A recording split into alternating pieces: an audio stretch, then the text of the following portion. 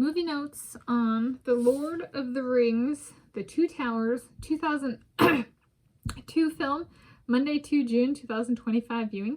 Here I, Tanis Coralee Leonhardi, she, her, hers of Seattle, talk through my movie notes for my Monday, 2 June 2025 viewing of the 2002 film, The Lord of the Rings, The Two Towers, which is a fiction film about a group of 8 individuals as they continue their journey to destroy a ring in a foreign land, and 2 of the members being joined by a 9th member of sorts. So there's 3 parts of this. There's part 1, the Fellowship of the Ring, part 2, the Two Towers, this one, and then part 3 is the Return of the King. And so this is the one with the March of the Ents in it, which is big trees, fighting for their forest, to remain a forest kind of thing, and teaming up and taking on a group of bad guys. And it is in part 1, so there's an original 9 members of the Fellowship of the Ring. So this is one that introduces 2 kind of characters, and one that I've watched this a bunch. This is, of the 3, the one I've rewatched the most. It's kind of, per my tastes, it's well paced, so I can watch it a lot. And there's the love at first sight man who plays Boromir in this, where I was watching it, and pudgy little me, when I first saw it, I was like, I'll marry him, the actor, who plays Faramir. And so one of the original 9 perish in the part 1, so there was 9, and they're down to 8, and they gain, I would classify Gollum or Smeagol as a member of sorts of the Fellowship because of how close he sticks to Frodo and Samwise. However, there's also Faramir, who was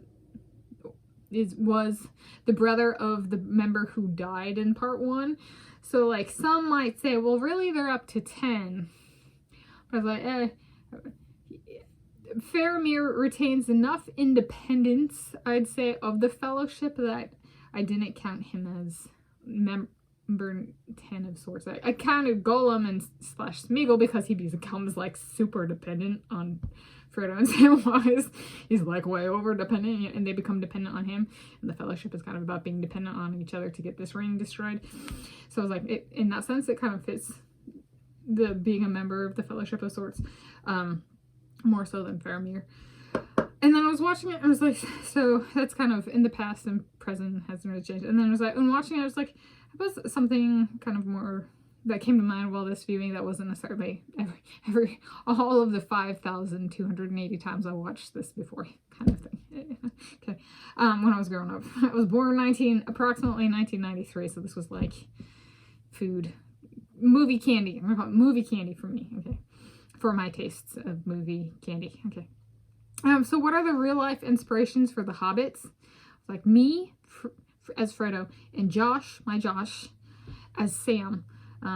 It's me. It's your Sam. He yells at me because I was like, it sounds like us, right?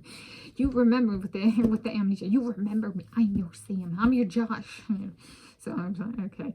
And Scottish people might not be the biggest, but we had shires. So the term shire, there are long before the Lord of the Rings ever came into existence, there were shires, and I'm of the Gordon clan of Aberdeenshire.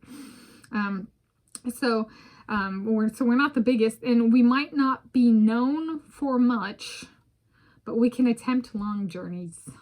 I was like, maybe that's it. It's the spirit of the Scottish people of, yeah, we're okay with that too. We like our big root vegetables, thank you very much.